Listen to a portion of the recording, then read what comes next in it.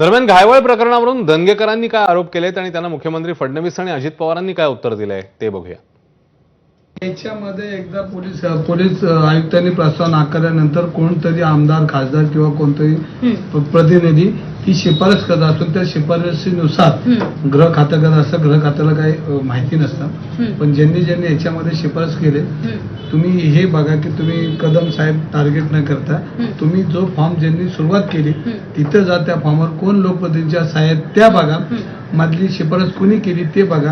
काय झालंय, रवींद्रजींच्या अजून लक्षातच येईना की आता आपण काँग्रेसमध्ये नाही, आपण शिवसेनेमध्ये धनुष्यबाणामध्ये आहे आणि आपले नेते हे एकनाथराव शिंदे साहेब आहेत।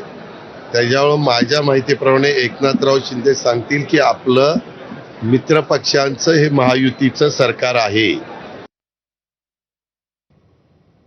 अनेक टीका टिप्पणी करतायत मोठमोठ्या नेत्यांवर, तुमच्या भाजपातील नेत्यांवर, तर त्यावर तुम्हाला काय म्हणणे, काय सांगतात महायुतीचा घटक? नाही, मी त्यांच्याबद्दल काय बोलणार आहे? मी त्यांचे जे बॉस आहेत त्यांच्याशी बोलेन ना, एकंदरीत नाही त्यांच्या बॉसशी बोलेन।